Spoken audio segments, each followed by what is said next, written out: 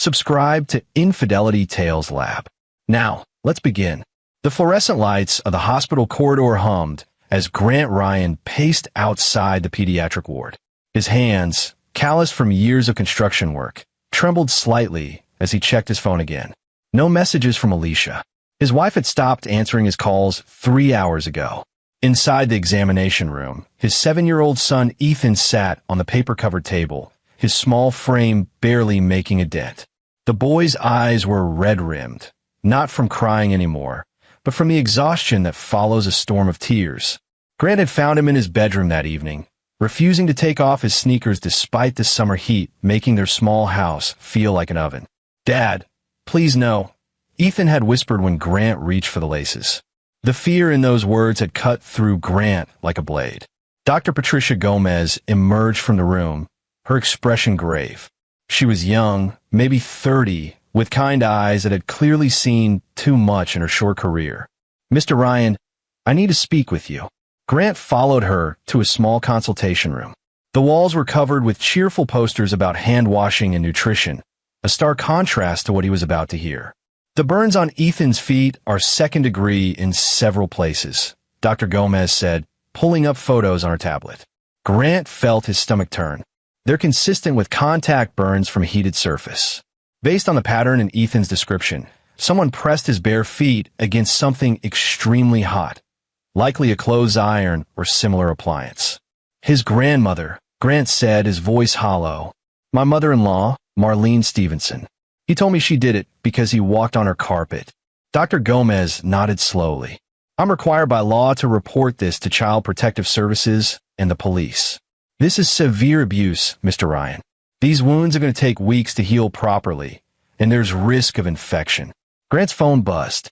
Finally, Alicia. He answered immediately. "Where are you?" His wife's voice was sharp, annoyed rather than concerned. "Mom said you stormed out with Ethan and won't answer her calls." "Alicia, your mother burned our son's feet. We're at the hospital." Silence. "Then, what are you talking about?" "She took an iron or something hot and burned the soles of his feet because he walked on her precious carpet. There are blisters, Alicia. Open wounds. The doctor had to give him pain medication." "Grant, that's ridiculous. Mom would never." "I saw them. The doctor saw them. Ethan told me what happened." Another pause. "Well, what was he doing running around on her white carpet with dirty feet? You know how particular she is about her house. He needs to learn to follow rules." Grant felt something crack inside his chest. "Are you seriously defending this right now?" "I'm saying you're overreacting. Kids exaggerate. He probably burned himself playing around and blamed Grandma to avoid getting in trouble. He's 7 years old, Alicia." "Exactly. 7-year-olds lie." Her voice took on that familiar edge, the one that meant she was done with the conversation. "I'm at Mom and Dad's now. We're having dinner. You need to bring Ethan back and apologize for causing this drama." Grant looked through the window at Ethan, who sat swinging his bandaged feet carefully, avoiding touching the floor. A nurse was offering him a popsicle. "No," he said quietly. "Excuse me?" "I said no. I'm not bringing him back there. Not tonight. Not ever." "Grant, don't be ridiculous. Where are you going to go? Your apartment is rented out, remember? We sold it when we moved into Mom and Dad's rental property. That had been Alicia's idea 6 months ago. Her parents own a small house 3 streets away from their main residence. The rent was cheap, too cheap, Grant had thought at the time. But Alicia had been insistent. "It's a great opportunity," she'd said, "and Ethan can spend more time with his grandparents." Now he understood it had been a trap. "We'll figure out," Grant said, hanging up before she could respond. Dr. Gomez stepped closer. "Mr. Ryan, I know this is overwhelming. CPS will be here within the hour, and there's a police detective on the way. Given what you've told me, and Ethan's statement, they'll likely advise you not to return to your current residence if the perpetrator has access. She lives 3 streets away. She has a key to our place. Then you'll need somewhere else to stay tonight. Do you have family?" Grant thought of his brother, Raymond, 6 hours north in Millbrook. They hadn't spoken in almost a year. Alicia had orchestrated distance between them after Raymond made pointed comments about the Stevenson family at Thanksgiving. "They're controlling, Grant," Raymond had warned. "And Alicia's too deep in it to see." Grant had chosen his wife over his brother. Now he wondered if that had been a mistake. "I have somewhere we can go," he told Dr. Gomez. 2 hours later, after speaking with CPS caseworker Joyce Martinez and Detective Philip Richmond from the county sheriff's office, Grant carried Ethan to their car. The boy was drowsy from pain medication, his feet wrapped in thick bandages and protective booties. "Where are we going, Dad?" Ethan mumbled against his shoulder. "Somewhere safe, buddy. Uncle Raymond's place." "Will Mom come?" Grant buckled him into the car's seat, his throat tight. "Not right now." As he drove away from the hospital, his phone exploded with messages. Alicia, furious. Marlene, claiming he was being dramatic. Wesley Stevenson, his father-in-law, threatening legal action for parental kidnapping. Grant silenced them all. The 6-hour drive north gave him time to think. The highway was mostly empty at midnight, stretches of darkness broken by the occasional truck stop or small town. Ethan slept in the back seat, exhausted. Grant's mind churned through the past 6 months. The move to the Stevenson rental had changed things. Marlene had inserted herself into their lives completely, showing up unannounced, demanding Ethan come over for visits, criticizing Alicia's parenting in ways that made his wife defensive and cruel to compensate. Grant had worked long hours, coming home tired, not noticing how thin Ethan had become, how quiet. There had been other incidents he realized now. Ethan falling down the stairs at Marlene's house, getting a black eye. "He's clumsy," Marlene had said. Alicia agreed. The time Ethan had a bruise on his arm, shaped like fingers. "He bruises easily," Alicia had dismissed when Grant questioned it. He'd been blind. Or maybe he'd been blinded, deliberately isolated from his son to miss the warning signs. His phone rang. "Raymond." "Grant?" "Man, it's midnight. Everything okay?" Grant's voice cracked. "Ray, I need help. I'm about 3 hours out. Can I bring Ethan and stay with you for a few days?" "Of course." "What happened?" Grant told him. Everything. As he spoke, Raymond's breathing grew heavier on the other end. "Jesus Christ," Raymond finally said. "Alicia's defending them. She's at their house right now, probably planning how to get Ethan back. They won't. I'll make sure of it. Drive safe, brother. We'll figure this out when you get here." Grant felt something loosen in his chest. He wasn't alone. The landscape changed as he drove north, from flat farmland to rolling hills dotted with forest. Millbrook was a small town where Raymond worked as a civil engineer for the county. He'd moved there after his divorce, wanting a fresh start. Grant hadn't visited even once. Alicia had always found reasons why they couldn't make the trip. He pulled into Raymond's driveway at 3:47 a.m. His brother was waiting on the porch, a tall figure backlit by the porch light. Raymond had their father's build, broad shoulders, strong jaw. Grant had always been the smaller brother, wiry and compact. "Let me help you with him," Raymond said, opening the back door carefully. Together, they carried Ethan inside to a guest room Raymond had already prepared with fresh sheets and extra pillows. "Coffee," Raymond offered once Ethan was settled. They sat at the kitchen table, both exhausted. Raymond was 42, for years older than Grant, with gray threading through his dark hair. He looked at his younger brother with concern. "You did the right thing," Raymond said. "Get him out of there. Alicia's going to fight me on this." "Let her. You have a doctor's report, photos, witnesses. CPS is involved." The detective said he'd be opening an investigation, right? Grant nodded. "Detective Richmond." He seemed interested, like this wasn't just routine for him. "What do you mean?" When I mentioned the Stevensons by name, he reacted, asked me to repeat their address. Then he made a phone call before he finished taking my statement.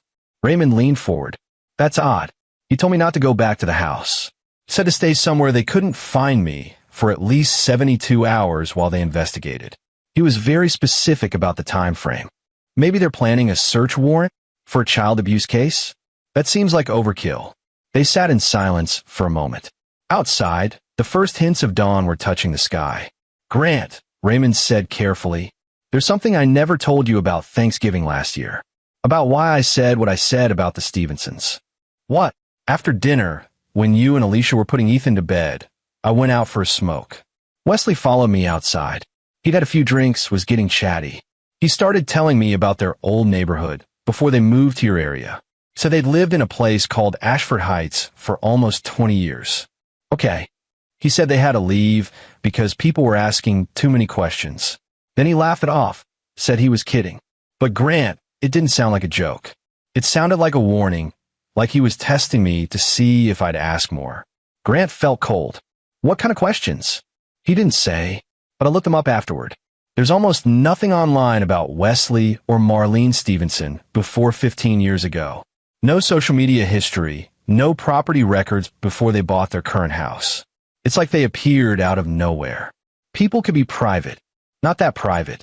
Everyone leaves a digital footprint. I found one news article from Ashford Heights, dated 16 years ago, about a missing child, a 10-year-old girl who disappeared from her grandmother's house during a family visit. The kitchen suddenly felt very cold. What was the grandmother's name? Grant asked, though he already knew. Raymond met his eyes. The article didn't say. But Grant, the timing matches. And Wesley's slip about leaving because of questions. What if there's a reason Marlene is the way she is with Ethan? What if he's not the first? Grant stood abruptly, his chair scraping against the floor. He walked to the window, looking out at the quiet street. His mind raced through possibilities, each more horrible than the last. Detective Richmond's phone call, he said slowly. He recognized their names. You need to tell him I just told you. About Ashford Heights and the missing girl. Grant pulled out his phone and found the detective's card. It was almost 5 a.m., but Richmond had said a call if he remembered anything else. The detective answered on the second ring, sounding wide awake. Mr. Ryan, are you and your son somewhere safe? Where are my brothers? 6 hours away, like you suggested. Good. What's wrong? My brother just told me something about my in-laws, about their past before they moved to our area. He mentioned a missing child case in Ashford Heights 16 years ago. A long pause. Then, Mr. Ryan, I'm going to need you to come into the Millbrook County Sheriff's Office tomorrow morning. Not tonight. You and your son need rest. But tomorrow, 9 a.m., ask for me specifically. And, Mr. Ryan, don't contact the Stevensons or your wife until after we talk. This is important. Why? What's going on? I can't discuss an ongoing investigation over the phone. But I will tell you this. You may have just saved your son's life. I'll see you at 9. The line went dead. Grant stared at his phone, his heart hammering. Raymond stood and put a hand on his shoulder. Whatever this is, Raymond said, we'll face it together. You're not alone anymore. Grant nodded, unable to speak. In the guest room, Ethan slept peacefully, safe for the first time in months. Grant had driven 6 hours on instinct, on a father's desperate need to protect his child. Now he realized he might have driven them both away from something far worse than he'd imagined. Grant woke to sunlight streaming through unfamiliar windows and the smell of bacon. For a moment, he was disoriented. Then the previous night came rushing back. He checked his phone, 7:43 a.m., and 37 missed calls. Most from Alicia. Several from numbers he didn't recognize. And one voicemail from his wife that he forced himself to listen to. Grant, this is insane. You've kidnapped our son. Mom's hysterical. She says she barely touched Ethan, that he's making up stories because he's mad about getting in trouble. Dad's calling his lawyer. If you don't bring Ethan home by tonight, we're filing a police report. I'm serious. You're going to destroy this family over nothing. He deleted it. In the kitchen, Raymond was making breakfast while Ethan sat at the table, working on a coloring book. His feet were propped on a chair, still bandaged. Morning, Dad, Ethan said quietly. The boy seemed different here, less anxious though still subdued. How are you feeling, buddy? It hurts less. Uncle Ray says we can watch movies today. We have to go somewhere first. But then movies sound great. After breakfast, Grant called his foreman to explain he needed emergency family leave. Then he got Ethan dressed carefully, avoiding pressure on his feet, and they drove to the Millbrook County Sheriff's Office. Detective Richmond was waiting in the lobby, a compact man in his 50s with steel gray hair and sharp eyes that missed nothing. With him was a woman in her late 30s wearing a blazer and FBI credentials. Mr. Ryan, this is Special Agent Catherine Bridges. She's with the FBI's Child Exploitation and Human Trafficking Task Force. Grant's blood ran cold. Trafficking? Let's talk in private, Agent Bridges said, her voice gentle but firm. She looked down at Ethan with a kind smile. Hi, sweetheart. Is it okay if you hang out with Deputy Chun while your dad talks to us? She is coloring books and snacks. A young Asian woman in uniform appeared, crouching to Ethan's level. I also have a Nintendo Switch in my office. You like Mario Kart? Ethan's eyes lit up slightly, and he nodded. Grant watched his son walk carefully with the deputy, then followed Richmond and Bridges into a conference room. Before you panic, Bridges said once the door closed, we don't believe the Stevensons were involved in trafficking in the traditional sense. But when Detective Richmond called me last night about your situation and mentioned the Ashford Heights connection, I pulled a cold case file I've been working on for 2 years. She opened a laptop and turned it toward Grant. On the screen was a photo of a smiling girl with dark curls and a gap-toothed grin. Maya Shepard, age 10, disappeared from Ashford Heights 15 years ago during a weekend visit with her maternal grandmother. Grant stared at the photo, his stomach churning. What happened to her? That's what we never figured out. Maya's mother, Jeannie Shepard, had recently divorced and was working 2 jobs. The grandmother, Marlene Stevenson, though she was using her maiden name Conley at the time, offered to take Maya for weekends to help out. Wait, Grant interrupted. Marlene Conley? She reverted to her maiden name after a legal name change 14 years ago. Wesley did the same, adopting his mother's maiden name. They essentially erased their old identities. Richmond pulled out a thick file. Maya was reported missing on a Sunday evening when Jeannie came to pick her up. Marlene claimed Maya had gone to play in the woods behind her house and never came back. Search parties, dogs, helicopters, nothing. The girl vanished. Did they suspect Marlene? Everyone suspected Marlene, Bridges said. Neighbors reported hearing a child crying and screaming from her house on multiple occasions. The grandmother had a reputation for being severely strict, borderline abusive. But there was no evidence, no body, no witnesses, no forensic proof of foul play in the house. Because they probably cleaned it thoroughly, Grant said, his voice hollow. Exactly. The case went cold. Jeannie Shepard died 3 years later. Suicide. The community blamed Marlene, even though charges were never filed. The Stevensons moved away 6 months after Maya's disappearance. They bought property in your area under their new names and essentially started over. Grant felt sick, and no one connected them to the case. Name changes are legal. They didn't have criminal records. Unless someone was specifically looking for them, they'd have no reason to be on anyone's radar. Bridges leaned forward. Until yesterday, when your son gave a detailed account of abuse that matched witness statements from neighbors in Ashford Heights. Burns, bruises, a grandmother with an obsessive need for control and perfection. You think Marlene killed Maya. I think something happened to that little girl in Marlene's care. And I think your son might have been experiencing the same escalating pattern of abuse. Richmond opened another folder. We executed a search warrant on the Stevenson property this morning. Found something in the basement. A locked room that Wesley claimed was just storage. He showed Grant photos on his phone. The room had been finished carefully. Soundproofed walls, a reinforced door, a small cot bolted to the floor. Child-size restraints hung from one wall. In the corner was a box of medical supplies and something that made Grant's stomach turn. A collection of children's shoes, small sizes, meticulously labeled and dated. There are 12 pairs, Bridges said quietly. We're running them for DNA and missing persons databases. But Grant, one pair matches the description of shoes Maya Shepard was wearing the day she disappeared. The room spun. 12. We don't know if all of them belonged to victims or if Marlene was collecting them for other reasons. But we're treating this as a multiple homicide investigation now. Where are they? Grant managed. The Stevensons? In custody. Arrested this morning when we found the room. They're not getting bail. And Alicia? Richmond and Bridges exchanged a look. Your wife was at the house when we executed the warrant, Richmond said carefully. She became hysterical when we started searching the basement. Kept screaming that we had no right, that we were destroying her family. Wesley told her to shut up. That's when she said something interesting. What? She said, I did what you told me. I kept him quiet, just like before. Richmond leaned back in his chair. Mr. Ryan, How much time did your wife spend at her parents' house as a child? The implication hit Grant like a freight train. You think she knew? About Maya. About all of it. We think she might have witnessed something, yes. And we think her parents may have used that knowledge to control her, to make her complicit in hiding what they'd done. She was 19 when Maya disappeared, legally an adult. Grant put his head in his hands. His wife. The woman he'd loved for 8 years, the mother of his son. Did she know what they were doing to Ethan? That's what we're trying to determine. She's being questioned now.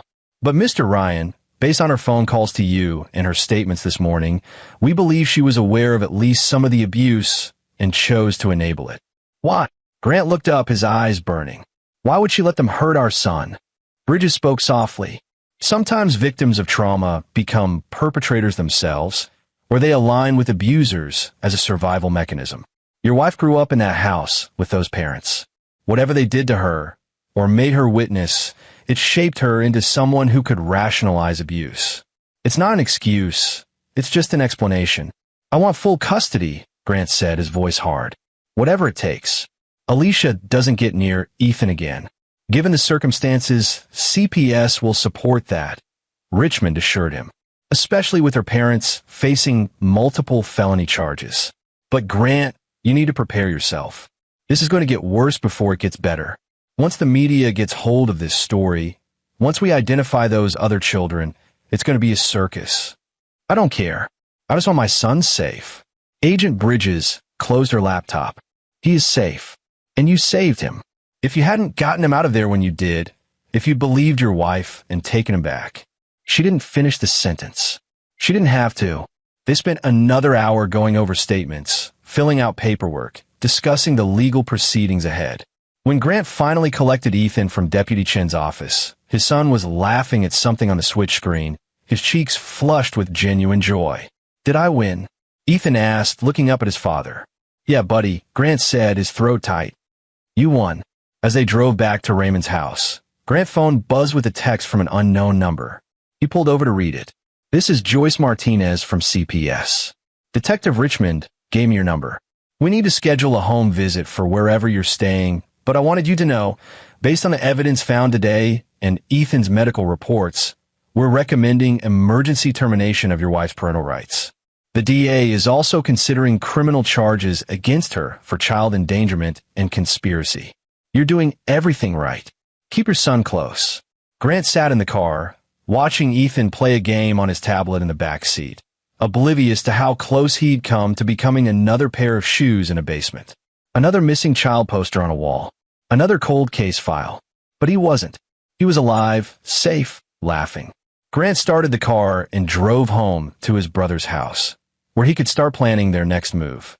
Because this wasn't over. The Stevensons would face justice in court, but there was something else Grant needed, something the legal system couldn't give him. He needed them to understand what they'd taken from him, from Ethan, from all those other children. He needed them to feel the same fear, the same helplessness. And Grant Ryan, patient and methodical, was very good at building things. He'd just have to learn how to destroy them instead. The next 3 weeks passed in a blur of legal proceedings, media attention, and slow healing. Ethan started therapy with Dr. Lena Herring, a child psychologist in Millbrook who specialized in trauma. Grant attended every session, learning how to help his son process what had happened without letting it define him. The national news picked up the story after Agent Bridges and her team identified 6 of the 12 pairs of shoes. 6 children, all between ages 7 and 11, who had disappeared over a 20-year span from different states. All had been in the care of Marlene Stevenson, or Marlene Conley, or whatever other name she'd used at the time of their disappearance. Maya Shepard's shoes were positively identified through DNA found in the leather. So were those belonging to a boy named Timothy Nelson from Ohio, who'd vanished 12 years ago during a summer visit with his grandmother. The other 4 victims remained unidentified, but forensic genealogy teams were working on it. The basement room had given up more secrets. Behind a false wall, cadaver dogs alerted to areas where soil samples tested positive for human decomposition. The Stevensons weren't talking, but the evidence was damning. Wesley had built that room specifically for his wife's purposes. They'd been a team. Alicia, after 3 days of interrogation, finally broke. Her lawyer negotiated a plea deal in exchange for testimony. She told investigators about the summer she was 13, when her parents had fostered a girl named Clara for 6 weeks. Clara had run away, according to Marlene. But Alicia had heard the screaming stop that night, had seen her father carry something wrapped in a tarp to his truck, had never asked questions because her mother had pulled her aside the next morning and said, very calmly, "If you ever tell anyone what you might have seen, we'll say you helped. You'll go to prison too. Do you understand?" Alicia had understood, and she'd spent the next 23 years trapped in that understanding, complicit in silence, warped by the secret she carried. When she'd had Ethan, she'd hoped things would be different. But Marlene had wanted access to her grandson, and Wesley had reminded Alicia of what they knew about her. So she'd served up her own son to keep her parents quiet. Grant read the transcripts of her confession alone in Raymond's garage, where he'd been spending his evenings working on a project. When he finished, he set the papers aside and picked up his wrench. The plea deal would give Alicia 8 years for child endangerment and conspiracy after the fact. Wesley and Marlene would face trial for multiple counts of murder, kidnapping, and child abuse. They were looking at life without parole. But that wasn't enough for Grant. He'd spent the weeks since learning the truth researching everything he could about the Stevensons. Their assets, their connections, their secrets. Wesley had been a contractor like Grant. He understood how to build things, how to hide things. He'd been smart, careful, but Grant was smarter. The property in Ashford Heights, the original house where Maya had disappeared, was still owned by a shell company Wesley had created. It had been vacant for 15 years, maintained but never sold or rented. Grant had driven out there one weekend while Ethan was with Raymond and Dr. Herring. The house was exactly what he'd expected, a perfect suburban exterior hiding something rotten inside. He'd walked the property, noting the positions of the neighbors' houses, the sight lines, the basement access. In the backyard, near a shed, he'd found a patch of earth that looked different from the rest. New sod, maybe a few years old, covering something. Grant hadn't dug then, but he'd marked the spot on his phone's GPS. Now, sitting in Raymond's garage with the transcript of his wife's confession, he made a decision. The legal system would handle Wesley and Marlene's prosecution, but there were things the public didn't know yet, things that might never come out in court. Things Grant wanted to ensure were found. He pulled out his phone and called a number he'd been given by Agent Bridges, a forensic anthropologist named Dr. Marco Bauer who'd been consulting on the case. "Dr. Bauer? This is Grant Ryan. I think I know where you might find more remains." The excavation of the Ashford Heights property took 4 days. Grant stood at the police line, watching his teams in white suits carefully remove layer after layer of earth. Raymond stood beside him, a silent presence. On the 3rd day, they found her. Maya Shepherd, curled in what had once been a shallow grave in the backyard, now nearly 6 feet down because Wesley had added soil over the years to hide subsidence. Her remains were carefully documented, photographed, bagged, evidence that would seal the case against the Stevensons. But she wasn't alone. Beneath Maya, they found Timothy Nelson. And beneath him, wrapped in plastic and tarp, 3 more children who the database had identified as missing from different states, different families, different decades of Marlene's secret hobby of hurting children. The media coverage exploded. The Stevenson case became national news. True crime podcasts analyzed every detail, and Grant's phone rang constantly with interview requests he never answered. Instead, he focused on Ethan, who was making remarkable progress. The boy's feet had healed, leaving only faint scars. His nightmares were less frequent. He'd started smiling again, laughing at Raymond's terrible jokes, asking to call his father Dad instead of Daddy because he was getting too old for baby names. Grant had filed for divorce and full custody. Alicia's plea agreement included signing away her parental rights. She'd sent one letter from jail that Grant had burned without reading. Whatever she had to say, he didn't want to hear it, but there was still something nagging at him. The Stevensons had money. Wesley's contracting business had been successful, and they owned multiple properties. That money was now frozen, tied up in legal proceedings and victim restitution. But Grant knew Wesley. The man was a planner, a hoarder. He would have hidden assets somewhere. Grant started digging through public records, property assessments, business filings. He found 3 more shell companies registered in neighboring states, each on a property. Each property had been carefully maintained, but never used. He gave the information to Agent Bridges, who obtained warrants. The first property in Tennessee yielded nothing but empty rooms. The second, in Kentucky, had another soundproofed basement with evidence of use, restraint marks on the walls, stains that would test positive for blood, but no remains. The third property, in West Virginia, was different. Grant wasn't supposed to be there when they searched it. But Richmond had called him with an update, and Grant had driven 4 hours to see it with his own eyes. The house was isolated, set back from the road on 15 acres of forested land. Inside, it looked like a normal vacation cabin. Furniture, dishes, books on shelves. But in the master bedroom, they found a locked closet. Inside the closet was a safe. Wesley's lawyer had provided the combination as part of his attempt to negotiate a better sentence. Inside the safe were documents, birth certificates, social security cards, even passports for children who'd been reported missing decades ago. Wesley hadn't just helped Marlene kill. He'd been planning to traffic some of them, to sell them to others. But there was something else in the safe. A journal, handwritten in Marlene's neat script, detailing every child she'd harmed over 40 years. Some she'd fostered, some she'd babysat, some, like Maya and Ethan, had been family. The journal described her methods, her justifications, her feelings. It was a confession so complete, so damning, that the DA called Grant personally to say the Stevensons would never see daylight again. "We're pursuing federal charges now," the DA explained. "Multiple states, multiple victims. This is beyond anything I've seen in 30 years of prosecution. Mr. Ryan, I know this doesn't bring those children back, but I promise you, your in-laws will die in prison." Grant thanked him and hung up. He was standing in Raymond's backyard, watching Ethan kick a soccer ball with his cousin, Raymond's son from his first marriage, visiting for the week. The boys were laughing, racing normal. His phone rang again. Agent Bridges. "Grant, we just finished interviewing Marlene's sister, Donna Horton. She claimed she had no idea what her sister was doing, but she did give us something interesting. Apparently, Marlene inherited a property from their grandmother 20 years ago, a farm in rural Pennsylvania that the family stopped visiting in the 80s. We're getting a warrant. You think there's more?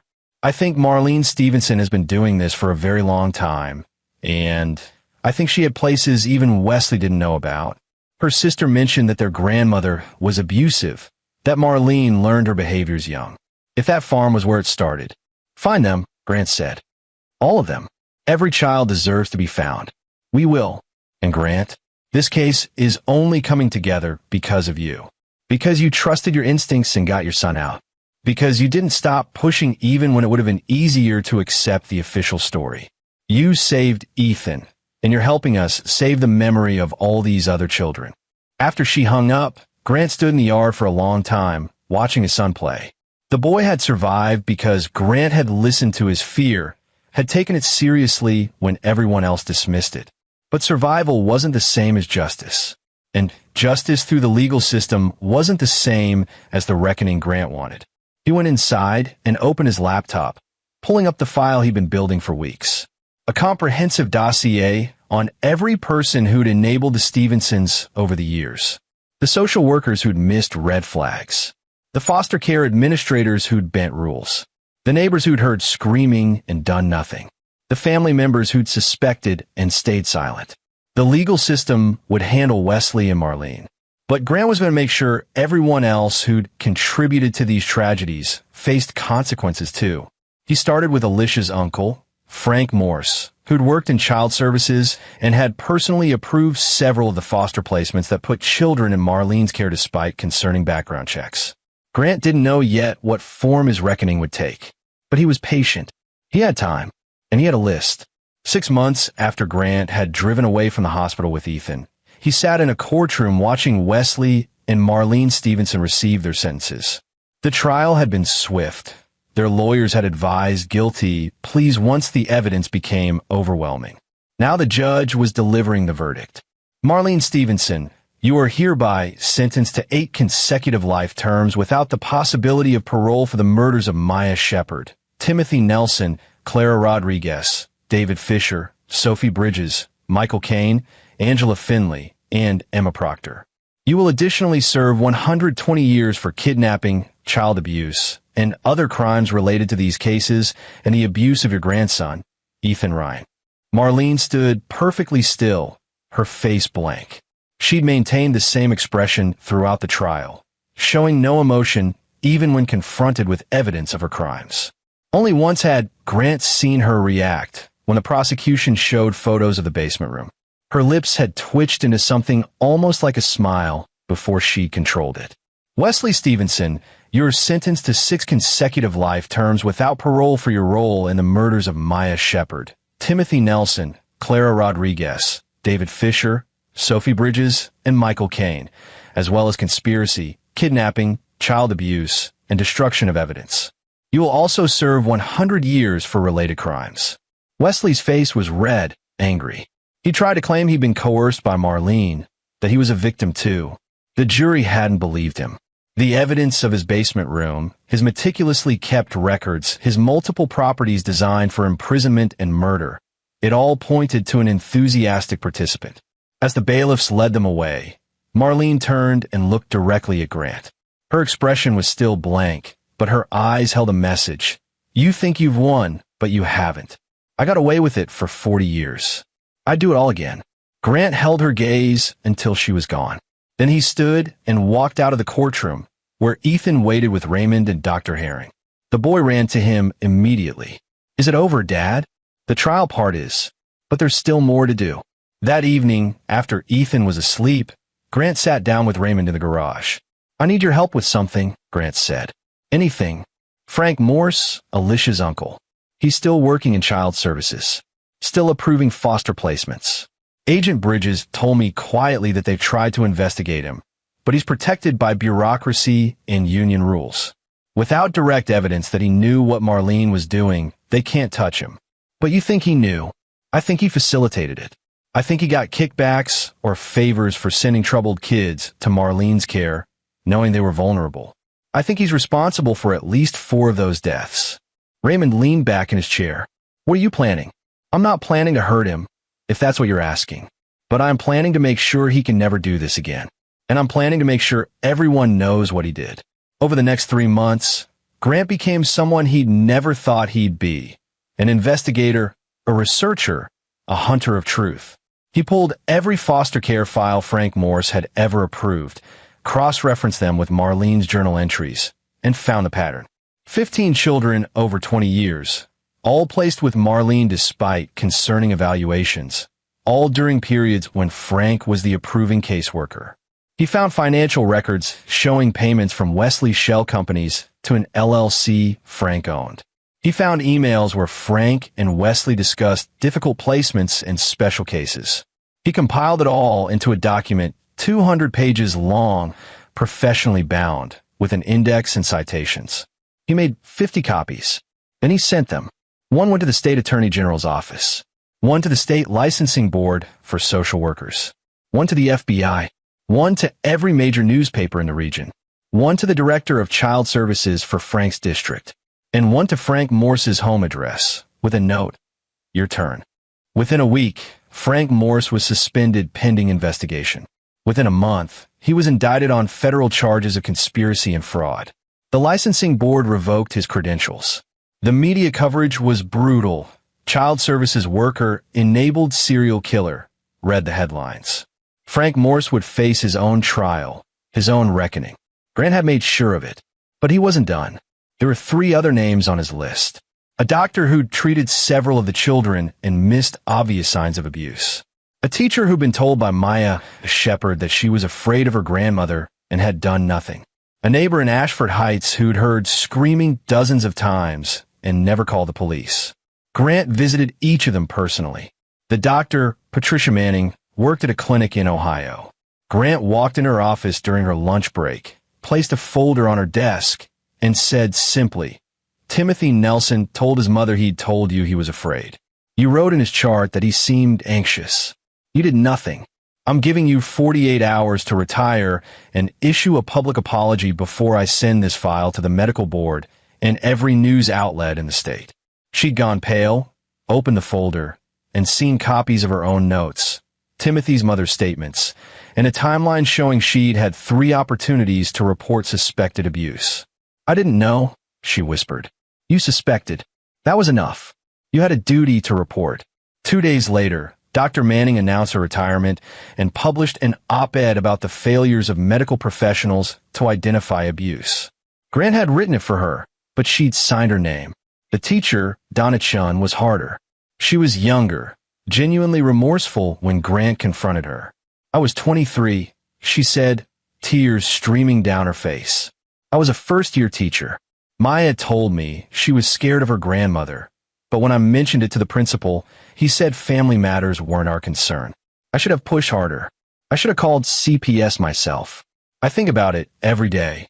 Grant believed her, but that didn't absolve her.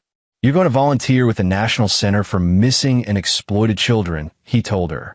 Every weekend, every summer, for the rest of your career. You're going to speak at teacher training sessions about recognizing abuse. You're going to dedicate your life to making sure another teacher doesn't make your mistake. She agreed immediately, gratefully. Grant gave her Maya's photograph. Remember her. Remember what your silence cost. The neighbor in Ashford Heights, an elderly man named Roger Crosby, was defiant when Grant showed up at his door. What was I supposed to do? He demanded. Call the cops every time a kid makes noise? I minded my own business like decent people do. You heard screaming, Grant said, his voice calm. Multiple witnesses confirm you told them you heard a child screaming from Marlene's house, and you did nothing. So what? What are you going to do about it? I didn't break any laws. Grant pulled out his phone and played a recording. It was from a podcast episode about the case, where a former neighbor described hearing Maya's final screams and wondering why no one helped. The voice was disguised, but Grant had identified it as Roger's wife, now deceased. Your wife called the police 3 times, Grant said. Each time, she was told there wasn't enough evidence to investigate. Each time, you told her to stop making trouble. She told her sister before she died that she could never forgive herself for listening to you. That she heard Maya die and did nothing because her husband said it wasn't their problem. Roger's defiance crumbled. What do you want? I want you to live with it, Grant said simply. I want you to know that every person in this town knows what you heard and what you didn't do. I want you to see Maya's face every time you close your eyes. I'm not here to punish you. You're already punished. You're going to die knowing you could have saved a little girl and you chose comfort instead. He left the photograph on Roger's porch, Maya smiling, gap-toothed and innocent. As Grant drove away, he felt empty rather than satisfied. The people on his list were facing consequences, but it didn't bring anyone back. It didn't undo the trauma Ethan had suffered, or the deaths of 8 children, or the decades of evil that the Stevensons had perpetrated. But it was something. It was accountability in a world that often offered none. 1 year after the night Grant had driven his son to safety, Ethan blew out 8 candles on a birthday cake. They'd moved into their own place in Millbrook, a small house with a fenced yard where Raymond could visit easily. Grant had gotten a job with a local construction firm that offered better hours, letting him be present for Ethan after school. The therapy was ongoing. Ethan still had nightmares sometimes, still had moments where he flinched at loud noises. But he was healing. He made friends in his new school. He played soccer and laughed easily. He called Grant his hero, though Grant tried to tell him he'd only done what any father should do. You saved me, Ethan said seriously one night as Grant tucked him in. The other kids, they didn't have someone like you. Grant's throat tightened. They should have. Every child should have someone who protects them. That's what I want to be when I grow up, Ethan said. Someone who protects kids like you protected me. After his son was asleep, Grant sat on the porch with a beer, watching fireflies in the yard. His phone buzzed with an email from Agent Bridges. The Pennsylvania farm yielded 5 more remains, dating back to the 1970s. Marlene's grandmother was apparently just like her. The cycle of abuse went back at least 2 generations. We're still identifying victims, but Grant We're closing cases that have been cold for 50 years. Families are finally getting answers. I thought you'd want to know. 5 more. Generations of horror finally brought to light. Grant replied, "Thank you for telling me. Are there any more properties? We've searched everything we can find. But if you discover anything else, you know where to reach me. You've been invaluable to this investigation. The Bureau is considering a civilian commendation for your assistance." He didn't want a commendation. He just wanted to make sure it never happened again. His phone rang. An unknown number. He almost didn't answer, but something made him pick up. "Mr. Ryan?" A woman's voice shaky. "My name is Joyce Chun. I was Donna Chen's sister. The teacher you spoke to. She wanted me to call you. She's been doing the volunteer work you asked for, and last week she identified signs of abuse in a foster child. She reported it immediately, and they removed the child from the home. The investigation found 2 other children being abused by the same foster parents. She wanted you to know. She said it doesn't make up for Maya, but she's going to keep trying." Grant closed his eyes. "Thank you for telling me. Tell your sister. Tell her Maya would be glad." After hanging up, he sat in the dark, processing. 1 child saved. Maybe more in the future. It wasn't vengeance exactly, but it was something better: transformation, redemption, change. His revenge against the people who'd enabled the Stevensons hadn't been violent or destructive. It had been calculated, strategic, designed to create lasting accountability. And it was working, but there was one more person who needed to face consequences. Someone Grant had been saving for last. Alicia was scheduled for release from jail in 7 years, having already served 1 year of her 8-year sentence. Her plea deal was generous, given her cooperation. But Grant had discovered something the prosecutors hadn't. Alicia had taken out a life insurance policy on Ethan 3 months before Marlene burned his feet. The policy was modest, $50,000, but the timing was suspicious, especially combined with a text message Shane Grant had found in old phone records. Alicia asking her mother, "How much longer until he learns?" And Marlene responding, "Patience. These things take time. Remember what happened with Maya when we rushed." Grant had given this information to the DA, who'd reopened Alicia's case. The plea deal was withdrawn. She faced new charges of conspiracy to commit murder and attempted insurance fraud. But Grant wanted her to understand something more than legal consequences. He wanted her to know what she'd lost. He wrote her a letter.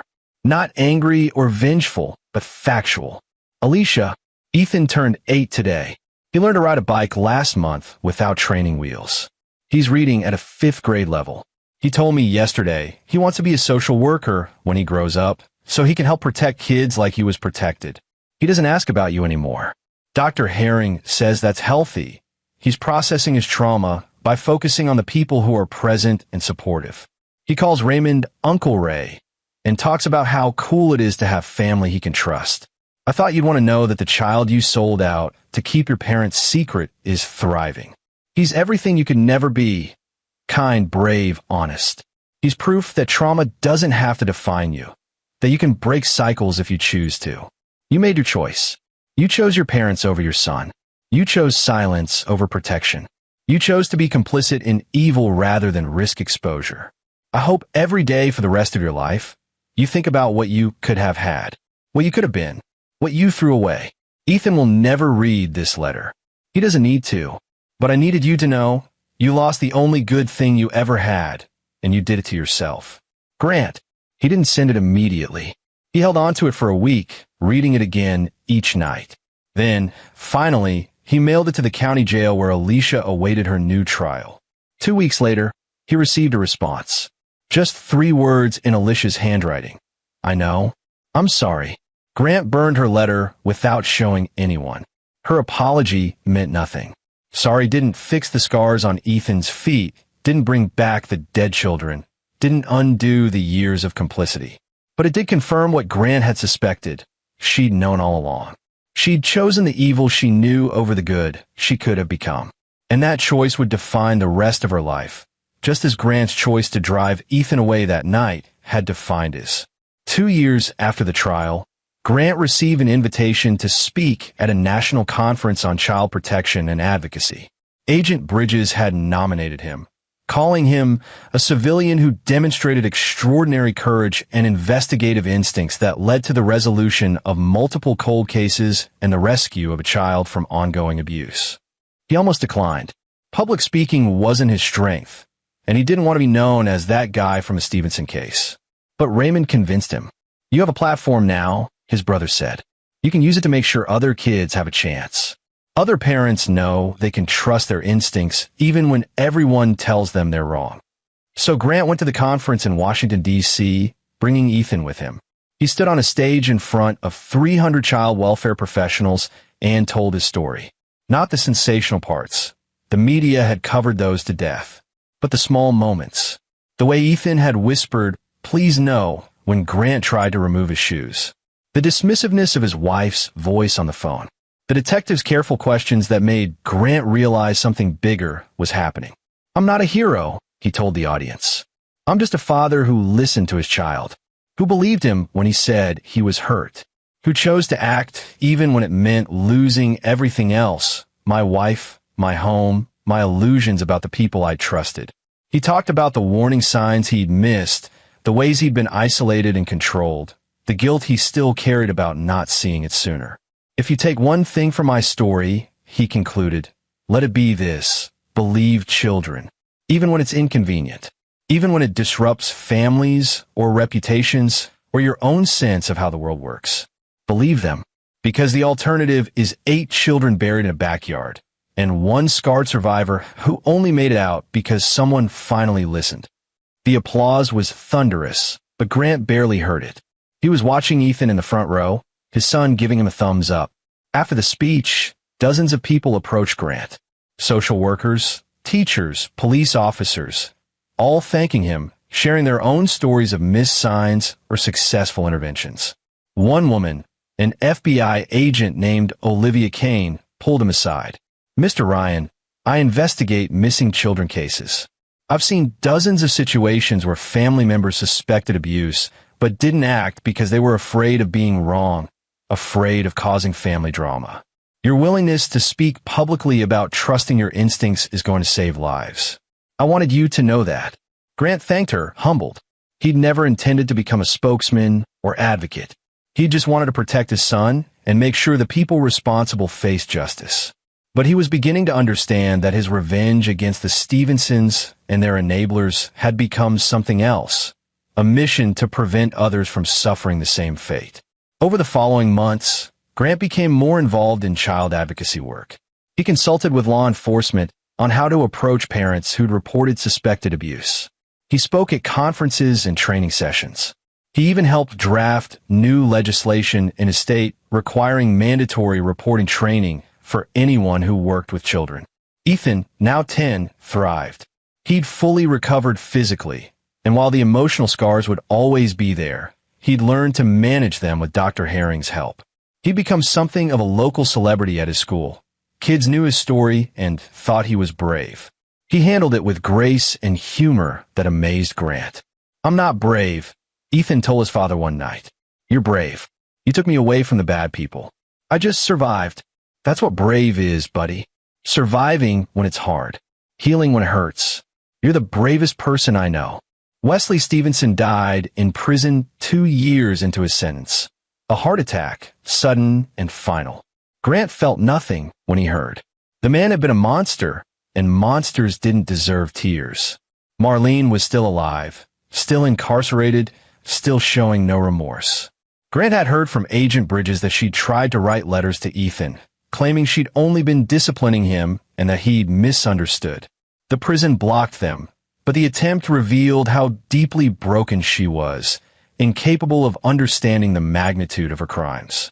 Grant sometimes wondered if his revenge had been enough. He'd exposed the enablers, forced accountability, helped change systems. But Marlene would die in prison without ever truly understanding why she'd been wrong. Some people, he'd learned, were incapable of redemption. But that didn't mean Grant's actions hadn't mattered. The 3 children saved by Donna Chen's vigilance after Grant confronted her. They were alive because he'd refused to let sleeping dogs lie.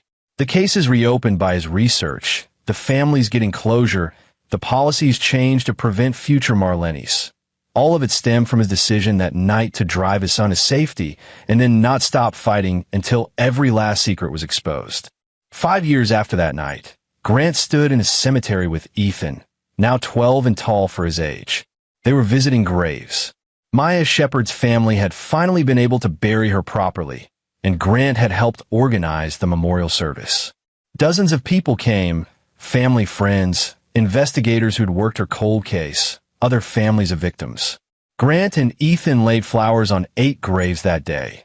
Maya, Timothy, Clara, David, Sophie, Michael, Angela, and Emma. 8 children who deserved so much better. Do you think they know? Ethan asked quietly. That you helped find them?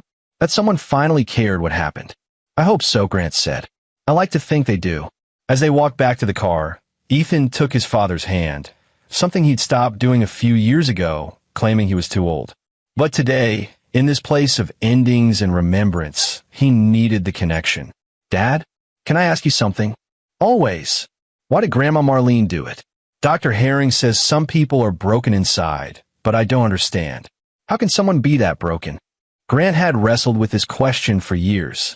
He'd read everything he could about criminal psychology, about abuse cycles, about the nature of evil. But there was no satisfying answer. I think, he said slowly, that some people are born without the parts that make us human. The parts that feel empathy, that understand right and wrong beyond just getting caught or not getting caught. And I think when those people are also abused themselves, like Marlene was by her grandmother, it creates something monstrous. But you said abuse doesn't have to define you. That you can break cycles. You can, but you have to choose to. Marlene never chose healing. She chose to perpetuate what was done to her, to find power in hurting others because she couldn't find it in herself. That was her choice, Ethan, not an inevitability, a choice. They drove home in comfortable silence, the late afternoon sun painting the sky orange and gold. Back at their house, Raymond was waiting with pizza and a new video game he wanted Ethan to try. As Grant watched his son laugh with his uncle, racing through digital worlds where heroes always won and justice always prevailed, he felt something settle in his chest. Not closure, exactly. Some wounds never fully closed. But peace, perhaps. The knowledge that he'd done everything possible to right the wrongs, to prevent future harm, to transform his anger into action. His phone buzzed. A text from Olivia Kane, the FBI agent he'd met at the conference. Grant, thought you'd want to know. Because of her testimony at the child welfare reform hearings, Congress just passed the Ethan Ryan Child Protection Act. Mandatory reporting requirements just got teeth. This is going to save lives. Thank you. Grant stared at the message, stunned. He'd testified 6 months ago, sharing Ethan's story and advocating for stronger protections. But he'd never imagined his son's name would become law. He showed Ethan the message later that evening. His son read it twice, then looked up with tears in his eyes. They named a law after me, after what you survived, after your courage in telling the truth, even when it was scary. You helped make sure other kids have better protection than you did. Ethan hugged him fiercely. We did it together, Dad. You and me. We made something good come from something bad. And that, Grant realized, was the truest revenge of all. Not destruction or punishment, though those had their place, but transformation, taking the darkest moment of their lives and forging from it something that would protect countless children they'd never meet. The Stevensons were defeated not just by their imprisonment, but by their victims' refusal to let the story end in tragedy. Maya and the other children were finally remembered, finally honored. Ethan had survived and was thriving, and the system that had failed so many had been forced to change. Grant Ryan had started that night by making one simple choice: believe his son. Everything that followed, the investigation, the confrontations, the advocacy, the law, all stemmed from that single moment of a father choosing his child over convenience. It had cost him his marriage, his home, his old life. But it saved his son. And in doing so, it had saved others. As Grant tucked Ethan into bed that night, his son asked one more question. Do you ever regret it? Everything that happened. Grant thought of Alicia, serving 15 years in federal prison after her new trial. Of Marlene, rotting in a maximum security facility. Of Wesley, dead and unmourned. Of the life they might have had if he'd believed his wife that night instead of his son. Not for a second, he said. You were worth losing everything else for. Even Mom, especially Mom, because she showed me who she really was, and I chose who you really are instead. Best decision I ever made. Years later, when Ethan graduated high school with honors and a full scholarship to study social work, Grant sat in the audience watching his son give the valedictorian speech. Ethan talked about resilience, about the power of choosing courage over comfort, about how trauma could be transformed into purpose. He didn't mention the Stevensons by name. He didn't need to. Everyone knew his story. My father taught me that the bravest thing you can do is tell the truth, even when it costs you everything, Ethan said, looking directly at Grant. He taught me that love means action, not just words. And he taught me that evil only wins when good people choose silence. The applause was deafening. Raymond leaned over and whispered, You did good, brother. You raised a hell of a kid. Grant nodded, too emotional to speak. His son, scarred but not broken, traumatized but not defeated, was about to go into the world and make it better. Was going to protect children who needed someone in their corner, just as Grant had been in his. That was the ultimate revenge against the Stevensons and everyone like them. Not just surviving, but thriving. Not just escaping, but transforming. Not just justice, but prevention. Grant Ryan had started with one burning question that night 5 years ago. Who would hurt a child like this? He'd found the answer. And then he'd made sure the world knew it. That consequences followed. That change was forced into being. The Stevensons were gone. Dead or imprisoned for life. But the children they'd tried to destroy? 8 of them were finally at rest, honored and remembered. And the one who'd survived was standing on that stage, strong and whole, ready to make sure no other child suffered as he had. That was victory. Real, earned, absolute victory. And Grant Ryan, the father who'd chosen to believe his son over the comfortable lie, could finally rest. And there you have it. Another story comes to an end. What did you think? I'd love to hear your thoughts in the comments below. If you enjoy this story, consider joining our community by subscribing. It means the world to us. For more stories like this one, check out the recommended videos on screen. And I'll see you there.